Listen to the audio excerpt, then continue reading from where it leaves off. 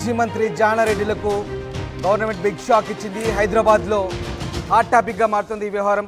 KBR park చుట్టూ road విస్తరణలో భాగంగా బల్దియా వారికి నోటీసులు ఇచ్చింది. రోడ్డు విస్తరణలో ప్రముఖుల ఇల్లు ఖతం కాబోతున్నాయి. ఇక ఎమ్మెల్యే బాలకృష్ణ, మాజీ మంత్రి జానారెడ్డి, అలాగే అల్లు అర్జున్ మామ ఇళ్లకు జీహెచ్ఎంసీ మార్కింగ్ వేసింది.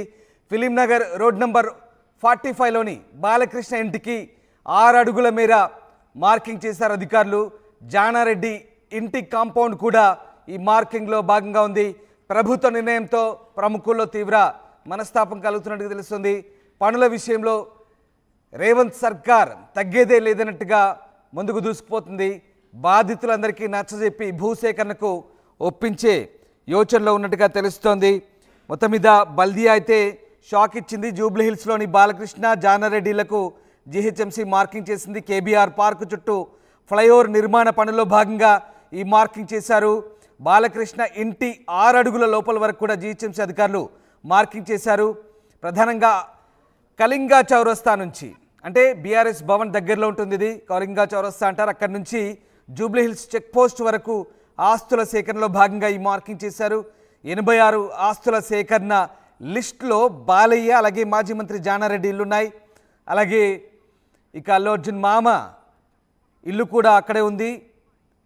ఆస్తుల సేకరణ కోసం జీహెచ్ఎంసీ సర్వే ప్రారంభించింది. అయితే తన ఇంటికి అధికారులు మార్కింగ్ చేయడంపై జానారెడ్డి సీరియస్ అయినట్టుగా తెలుస్తోంది.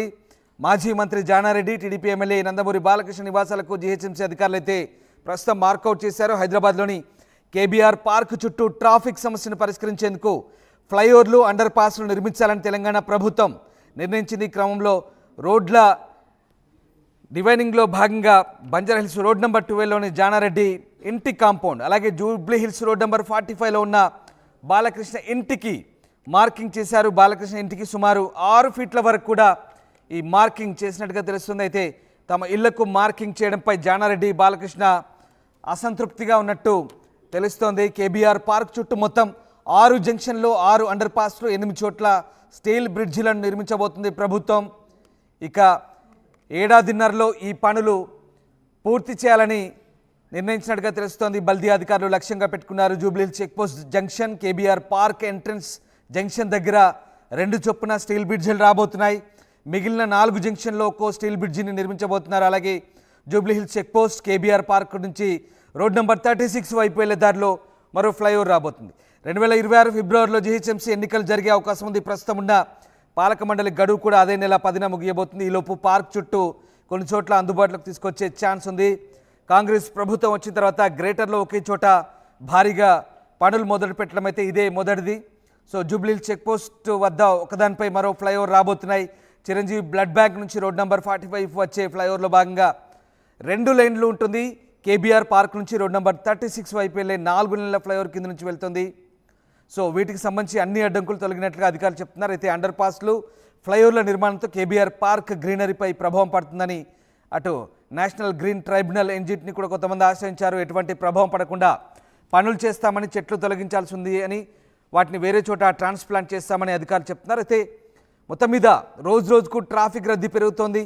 వీటిని నియంత్రించేందుకు Banjara Hills road number 12 Virinchi hospital నుంచి జూబ్లీ చెక్పోస్ట్ వరకు 5 కిలోమీటర్ల మేర రోడ్డు విస్తరణకు జీహెచ్ఎంసీ అయితే ప్రణాళికలు రూపొందించింది. సో మొత్తం మీద జూబ్లీ హిల్స్ చెక్పోస్ట్ వరకు, రోడ్ నెంబర్ 12 నుంచి చెక్పోస్ట్ వరకు ఈ భూసేకరణ అయితే జరుగుతుంది. దీంట్లో మార్కింగ్ చేశారు. రోడ్ నెంబర్ 92లో నివాసం ఉండే మాజీ మంత్రి జానారెడ్డి రోడ్డు విస్తరణలో భాగంగా తన ఫ్లాట్ నుంచి 600 గజాల స్థలాన్ని కోల్పోబోతున్నారు. ఆయన ఇంటికి వేసిన మార్కింగ్ ప్రకారం ఆయన ఫ్లాట్లో సగభాగం విస్తరణలు దాదాపు కోల్పోయే అవకాశాలు కనిపిస్తున్నాయి. ఇక Jubilee Hills road number 45, road number 1లో ఈ 2 రోడ్లు కలిపి ఉన్న హీరో నందమూరి బాలకృష్ణ ఇంటికి కూడా బాలేబాబు ఇల్లు, అది మార్కింగ్, అది అక్కడ ప్రస్తుతానికైతే ఒక మార్కింగ్ వేశారు అక్కడ. సో ఇవన్నీ కూడా జీహెచ్ఎంసీ అధికారులు మార్కింగ్ వేశారు. సుమారుగా 500 గజాల